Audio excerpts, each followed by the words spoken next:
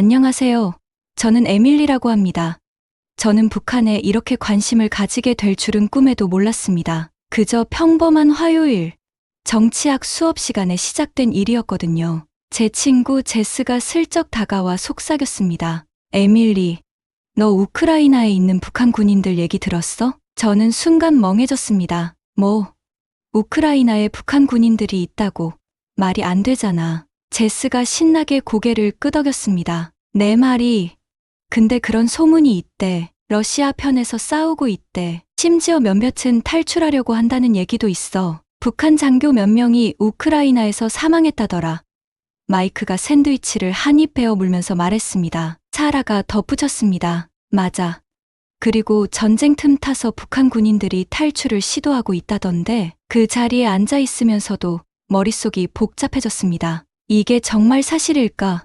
더 알고 싶다는 생각이 멈추질 않았습니다. 그날 밤 도저히 잠이 오지 않았습니다. 자꾸 그 북한 군인들에 대해 생각하게 되더라고요. 정말 우크라이나에 있는 걸까? 정말 탈출하려고 하는 걸까?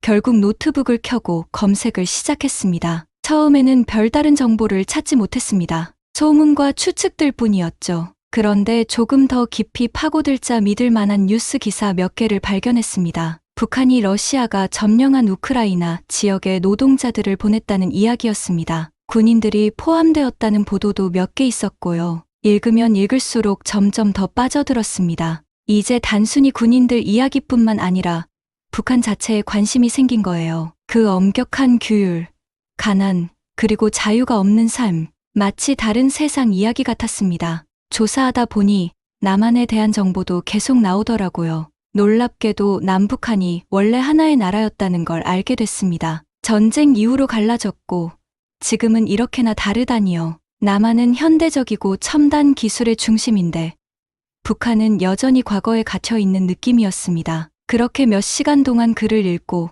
영상도 보고 사진도 찾아봤습니다. 정신을 차려보니 해가 뜨고 있었습니다. 밤새도록 조사를 했던 거죠. 다음 날 학교에서는 졸려서 눈을 뜨기도 힘들었지만 머릿속은 여전히 그 생각들로 가득했습니다. 도저히 멈출 수가 없더라고요. 점심시간에 친구들한테 제가 알아낸 것들을 말해봤습니다. 그런데 다들 최신 틱톡 유행에 더 관심이 많은 거 있죠. 답답했습니다. 이런 중요한 얘기를 왜 몰라주지? 그때 깨달았습니다. 이 이야기를 제대로 이해할 사람과 얘기하고 싶다는 생각이 들었습니다. 한국에 대해 더 잘 아는 누군가와 이야기하는 게 좋겠다는 생각이 들었죠. 그리고 갑자기 떠올랐습니다. 왜 한국 사람을 직접 만나보지 않지? 그게 제일 좋은 방법일 것 같았습니다. 학교 끝나고 바로 언어 교환 앱을 다운받았습니다. 그날 자습 시간에 시작한 초급 한국어 공부도 연습할 겸 한국에 대해 더 많이 알 수 있는 친구를 만들어 보고 싶었거든요. 프로필을 설정하면서 설렘과 긴장감이 동시에 밀려왔습니다. 한국 사람한테 뭐라고 말해야 할까? 이런 심각한 주제들에 대해 이야기하고 싶어 할까? 혹시 실수하거나 신뢰되는 말을 하면 어쩌지? 그래도 호기심이 두려움을 이겼습니다. 심호흡을 하고 프로필들을 하나씩 넘겨보기 시작했습니다. 그러다 발견한 거예요. 연우라는 남자였는데 한국에서 온 사람이고 영어 연습에 관심이 있다고 적혀 있었습니다. 심장이 두근거리는 걸 느끼며 용기 내서 메시지를 보냈습니다. 안녕, 연우. 나는 미국에 사는 에밀리라고 해. 한국에 대해 더 알고 싶어서 그런데 혹시 대화 나눠볼래? 그의 답장을 기다리면서 글을 읽는데 제가 읽고 있는 걸 도저히 믿을 수가 없었습니다. 북한에 대해 깊이 파고들수록 마음이 무거워졌습니다. 알면 알수록 충격적이었고 마치 양파 껍질을 벗기듯이 하나하나 드러나는 사실들이 점점 더 끔찍했습니다. 처음에는 억압적인 정권에 대해 알게 됐습니다. 정부가 모든 걸 통제하더라고요. 사람들이 TV에서 뭘 보는지, 뭘 읽는지, 심지어 무슨 생각을 하는지도요. 상상이 가세요? 미국에서는 제가 넷플릭스로 뭐든 보고 싶은 걸 볼 수 있는데 북한에서는 TV 채널이 딱 하나뿐이고 그마저도 지도자를 찬양하는 방송만 한다는 거예요. 그런 걸 상상하는 것만으로도 숨이 막히는 느낌이 들었습니다. 그 다음에 접한 건 공개 처형에 대한 이야기였습니다. 속이 울렁거렸습니다. 외국 영화를 본다거나 나라를 떠나려고 한다는 이유로 사람들이 공개적으로 처형된다는 거예요. 그게 죄라고 생각해 본 적도 없던 일들이었는데요. 제 가족과 친구들이 만약 그곳에 산다면 어땠을까 하는 생각이 들자 너무 무서웠습니다. 북한의 가난은 정말 심각하더라고요. 많은 사람이 먹을 게 부족했습니다. 제가 본 사진 속 아이들은 너무 마르고 눈이 슬퍼 보였습니다. 그러자 예전에 엄마가 해준 저녁이 마음에 안 든다고 투덜댔던 제 자신이 떠올랐습니다. 부끄럽기도 했고 동시에 제가 가진 것들에 감사한 마음도 들었습니다. 북한은 세상과 완전히 단절되어 있더라고요. 마치 다른 행성에 사는 사람들 같았습니다. 대부분의 북한 사람들은 인터넷에 접근조차 할 수 없대요. 믿어지세요? 인스타그램도 없고 틱톡도 없고 구글도 없다는 거예요. 그럼 도대체 어떻게 세상에서 무슨 일이 일어나는지 알 수 있는 걸까요? 외부 사람들과는 어떻게 연결될 수 있을까요?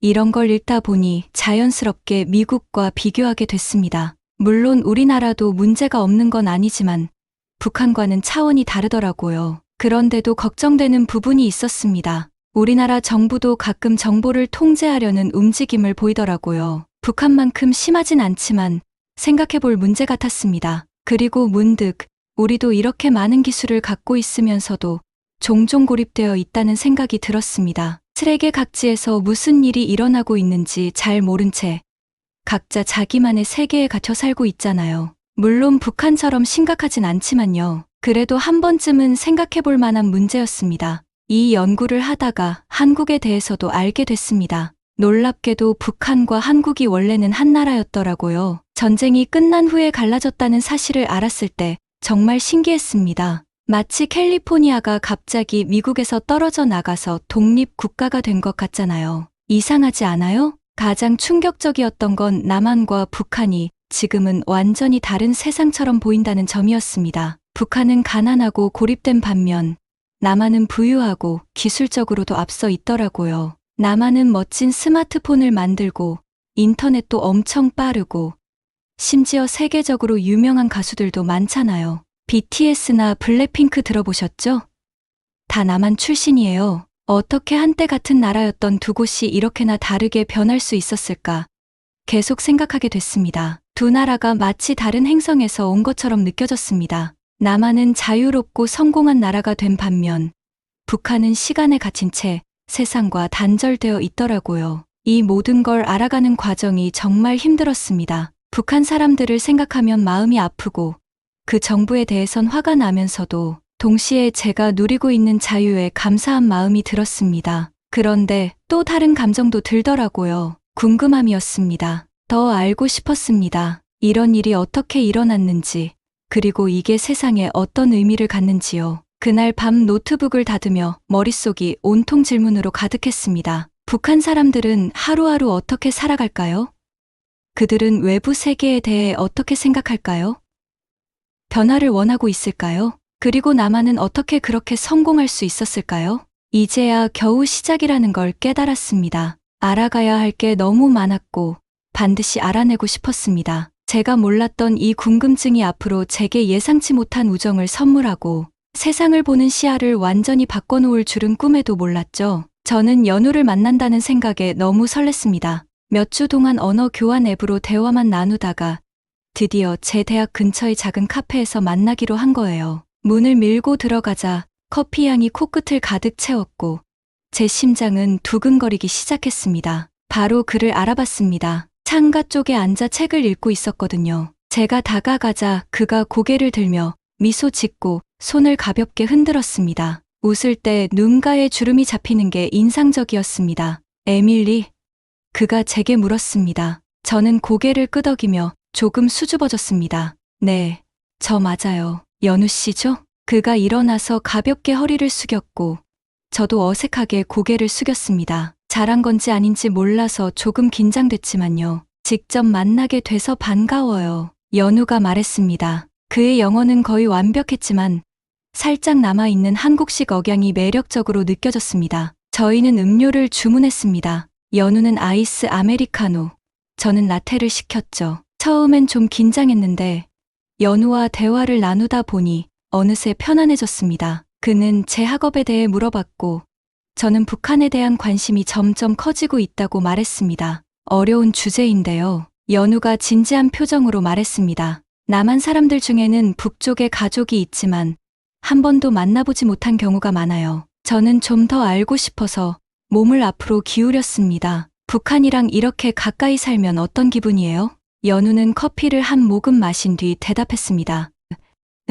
복잡해요. 어릴 때부터 북한의 위험성에 대해 배우지만 동시에 우리와 역사가 이어져 있다는 것도 배우죠. 많은 사람들이 언젠가 통일이 되길 바라요. 저희는 몇 시간 동안 이야기를 나눴습니다. 연우는 서울에서 자란 이야기, 한국 음식에 대한 이야기, 진짜 한국식 바비큐를 먹으러 가자고 약속했습니다. 그리고 한국 경찰대에서 공부하는 경험까지 들려줬습니다. 그의 이야기는 하나하나 흥미로웠습니다. 해가 지기 시작하면서 카페 창문 너머로 주황빛이 드리워졌고 대화는 자연스럽게 가벼운 주제로 넘어갔습니다. 알고 보니 저희 둘 다 비슷한 영화를 좋아하고 등산에도 관심이 많더라고요. 이 근처에 예쁜 산책로가 있는데 언제 한번 가볼래요?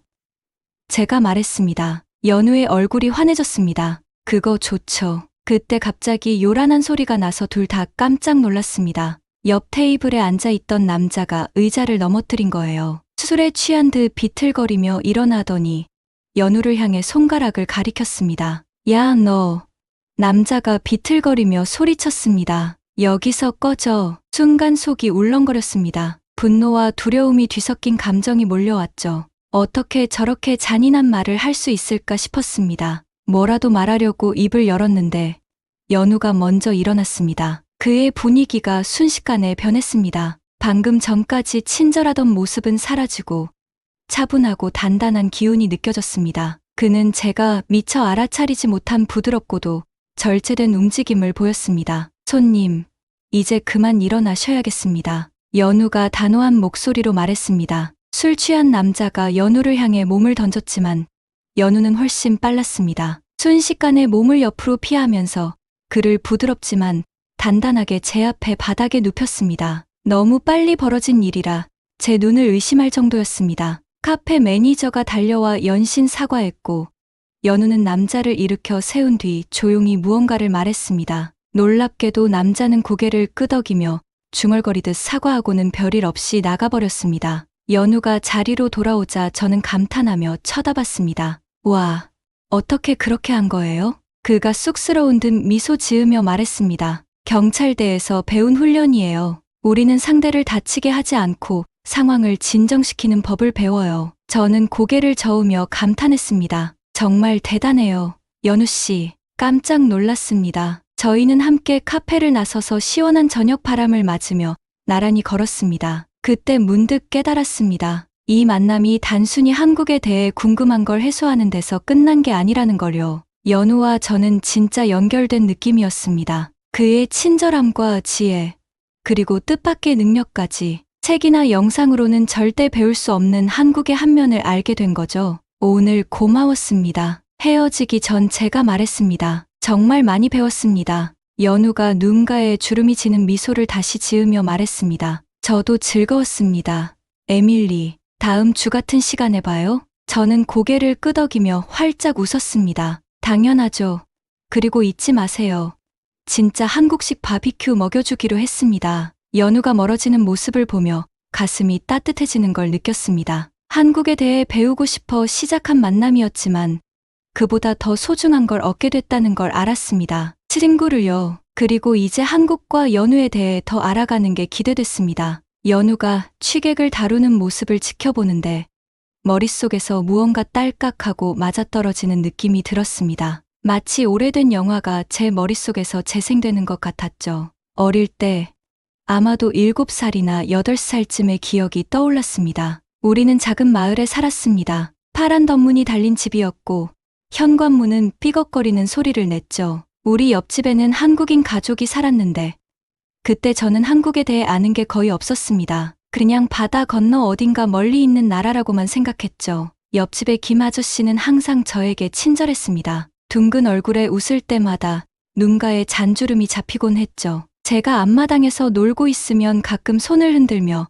안녕하세요 라고 인사해 주셨습니다. 그 말이 한국어로 안녕이라는 뜻이라는 걸 그때 처음 배웠죠. 몇 년 뒤 김 아저씨 가족은 다른 곳으로 이사를 갔지만 그들의 친절함은 제 기억에 오래도록 남았습니다. 그날 카페에서 연우가 어려운 상황을 능숙하게 풀어가는 모습을 보면서 제가 왜 한국에 끌렸는지 깨달았습니다. 단순히 먼 나라에 대한 호기심 때문이 아니었습니다. 제 인생에서 처음 만난 한국 사람이 김 아저씨였고 그분 덕분에 따뜻한 기억을 갖게 된 거였죠. 그 순간 연우를 새롭게 바라보게 됐습니다. 생김새는 다르지만 그가 보여준 묵직한 배려와 친절함이 어딘가 김 아저씨를 떠올리게 했거든요. 연우 씨, 제가 말했습니다. 왜 제가 한국에 관심을 가지게 됐는지 이야기해도 될까요? 연우는 궁금한 표정으로 고개를 끄덕였습니다. 저는 초콜릿바에 얽힌 김 아저씨와의 추억을 들려주기 시작했죠. 이야기가 끝나자 연우는 이해한다는 듯 미소를 지었습니다. 정말 멋진 이야기네요.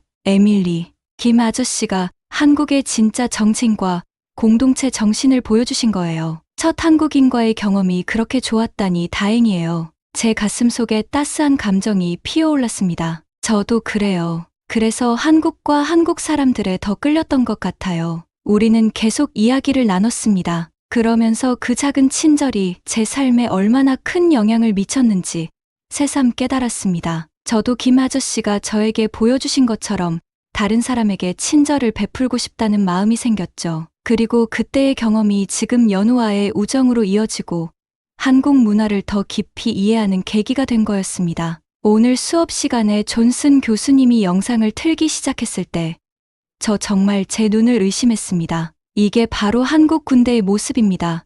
교수님이 말씀하시더라고요. 불이 꺼지고 나니 마치 SF 영화에서나 나올 법한 장면들이 눈앞에 펼쳐졌습니다. 매끈한 전투기들이 하늘을 가르며 날아가고 엔진 소리가 굉음을 내며 울려 퍼졌습니다. 지상에서는 탱크들이 앞으로 나아가는데 묵직하면서도 민첩해 보이더라고요. 근데 저를 정말 놀라게 한 건 병사들이었습니다. 그 사람들 손에 들린 건 그냥 평범한 총이 아니었습니다. 첨단 장비로 무장한 모습이 꼭 미래에서 온 슈퍼히어로 같았거든요. 영상은 계속됐고 더 놀라운 장면들이 나왔습니다. 레이더에 거의 잡히지 않는 배들, 목표를 정확히 맞추는 미사일들까지요. 이 모든 게 전쟁 직후 폐허가 되었던 그 나라가 맞나 싶더라고요. 저는 자연스레 북한 생각이 났습니다. 배운 바에 따르면 북한 군대는 여전히 낡은 장비를 쓰고 있고 군인들이 먹을 것도 충분히 못 먹는다고 했거든요. 두 나라의 차이가 너무나도 극명했습니다. 불이 다시 켜지자 교수님이 우리가 넋이 나간 표정으로 있는 걸 보고 미소 지으셨습니다. 대단하지 않나요? 교수님이 말씀하셨습니다. 한국은 이제 군사 기술의 선두주자가 되었습니다. 하지만 이건 단지 무기 때문이 아니에요. 이건 자기 자신과 삶의 방식을 지키려는 국민의 의지입니다. 수업이 끝나고 나오면서도 교수님 말씀이 자꾸 생각났습니다. 너무 흥미로워서 연우한테 이 얘기를 꼭 하고 싶었거든요. 평소 가던 카페에서 만나자마자 제가 참지 못하고 물어봤습니다. 연우, 나 오늘 한국 군대에 관한 엄청난 영상 봤어. 어떻게 이렇게 빨리 발전한 거야? 연우가 라떼를 저으면서 미소를 지었어. 그 얘기구나. 그건 긴 이야기야. 에밀리, 한국전쟁 이후 우리나라는 완전히 폐허였어. 남은 게 거의 없었다고 해도 과언이 아니지. 근데 뭐가 달라진 거야? 제가 몸을 앞으로 숙이며 물었습니다. 우리 국민들 덕분이지. 연우가 담담하게 말했습니다. 우린 재건해야 한다는 걸 모두가 알았거든. 할머니, 할아버지부터 어린아이들까지 각자 맡은 일을 했어. 교육에 집중하고 새로운 기술을 개발하고 튼튼한 산업을 세우는 데 힘썼지. 연우가 말하는 동안 마치 제가 그 현장에 있는 것처럼 느껴졌습니다. 온 국민이 소매를 걷어붙이고 더 나은 미래를 만들기 위해 함께 노력하는 모습이 그려졌습니다. 근데 쉽진 않았을 것 같은데? 제가 말했습니다. 물론이지.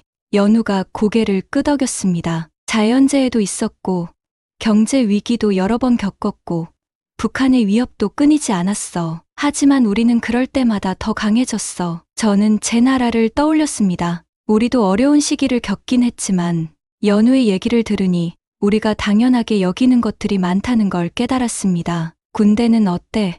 제가 다시 물었습니다. 내가 본 영상은 정말 엄청났어. 연우가 또 고개를 끄덕였습니다. 맞아.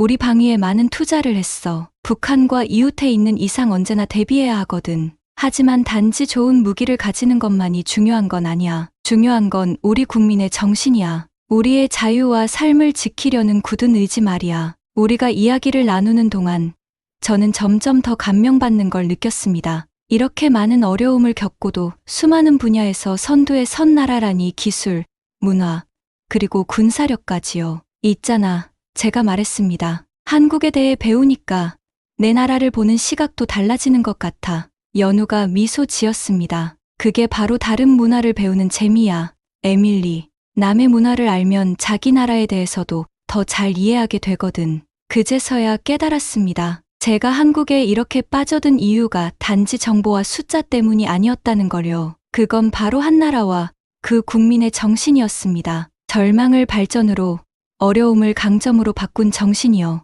그날 밤잠이 들면서 저는 언젠가 한국에 가볼 수 있길 꿈꿨습니다. 직접 그 멋진 것들을 보고 어쩌면 우리 두 나라 사이에 다리를 놓는 작은 역할이라도 해보고 싶다는 생각이 들었거든요. 세상이 때론 분열된 것처럼 보이지만 서로의 강점을 이해하고 존중하는 게 더 밝은 미래를 만드는 열쇠가 될 수 있을 테니까요. 기숙사 방에 앉아서 책과 노트북에 둘러싸여 있다 보니 몇 달 전의 저와 지금의 제가 참 다르게 느껴져요. 한국에 대해 공부하기 시작하면서 제가 예상치 못한 방식으로 많이 변했거든요. 처음엔 다들 우크라이나에서 북한 군인이 목격됐다는 소문을 듣고 시작됐죠. 그때는 정말 말도 안 되는 이야기처럼 들렸는데 지금은 어때요? 이렇게 한국 역사랑 문화에 푹 빠져 있고 한국인 친구도 사귀었습니다. 인생은 정말 예상치 못한 방향으로 흘러가는 것 같아요. 친구 얘기가 나와서 말인데 연우가 저한테 정말 큰 도움이 되고 있습니다. 그 친구 덕분에 많은 걸 배우고 영감도 얻었죠. 가끔 정치학 과제할 때마다 연우랑 나눴던 대화가 떠오르곤 해요. 책으로만 배우는 것과 실제 그 나라 사람에게 듣는 이야기는 정말 다르더라고요. 어제도 연우가 자기 할머니가 한국전쟁을 겪은 이야기를 들려줬습니다. 모든 걸 잃고도 삶을 다시 일으켜 세운 그분의 강인함과 의지에 대해 이야기하는데 온몸에 소름이 돋더라고요. 나만의 어르신들이 오늘날의 한국을 만들기 위해 얼마나 많은 걸 희생했는지 새삼 깨달았습니다. 그리고 정말 대단한 나라예요. 한국은 배울수록 감탄하게 돼요. 한국이 몇십 년 만에 세계에서 가장 가난한 나라 중 하나에서 가장 강력한 경제를 가진 나라로 성장했다는 거 알고 계셨나요? 진짜 놀라워요. 저는 자주 한국과 미국을 비교하게 돼요. 미국도 나름대로 많은 고난과 성공을 겪어왔지만 한국의 이야기는 뭔가 특별한 것 같아요. 아마도 전쟁, 가난, 그리고 북한의 위협까지 헤쳐나가면서도 단순히 생존하는 걸 넘어서 성장했다는 점 때문일 거예요. 북한에 대해서도 공부해보니까 정말 많은 걸 느꼈습니다. 자유가 거의 없는 그런 곳에서 산다는 건 상상도 안 돼요. 그래서 더더욱 우리가 누리는 자유가 소중하게 느껴지더라고요. 그런데 동시에 북한 주민들을 위해 우리가 어떤 도움을 줄 수 있을지 고민이 돼요. 이런저런 고민들이 요즘 밤잠을 설치게 만들습니다. 예전에는 주로 시험이나 파티, 저녁 메뉴 같은 대학생다운 걱정만 했었는데 이제는 세계적인 이슈들에 대해 생각하게 됐습니다. 그리고 제가 어떻게 하면 작은 변화라도 만들어낼 수 있을까 고민하게 되고요.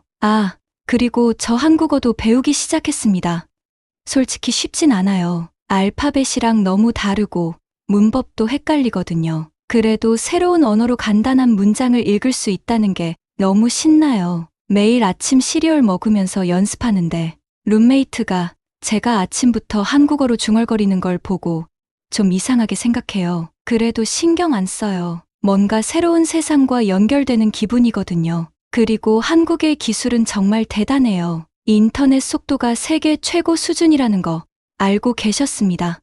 스마트폰이랑 전자기기들도 아주 최고죠. 고속철도 영상도 봤는데 우리 교통 시스템이 고대 유물처럼 느껴질 정도였습니다. 근데 단순히 첨단 기술만 있는 게 아니에요. 정말 감동적인 건 한국이 전통 문화와 현대 생활을 어떻게 조화롭게 연결했는지예요. 연우가 서울에 있는 고궁 사진을 보여줬는데 고층 빌딩들 사이에 고궁이 있는 게 마치 과거와 미래를 동시에 걷는 느낌이었습니다. 언젠가 저도 직접 보고 싶습니다. 요즘 한국 여행을 진지하게 고민 중이에요. 설레기도 하지만 한편으로는 좀 무섭기도 해요. 집에서 그렇게 멀리 떠나본 적이 없거든요. 그래도 이젠 직접 경험해 봐야 할 것 같아요. 연우가 맨날 얘기하던 한국 음식도 맛보고 싶고요. 특히 바비큐는 정말 맛있을 것 같아요.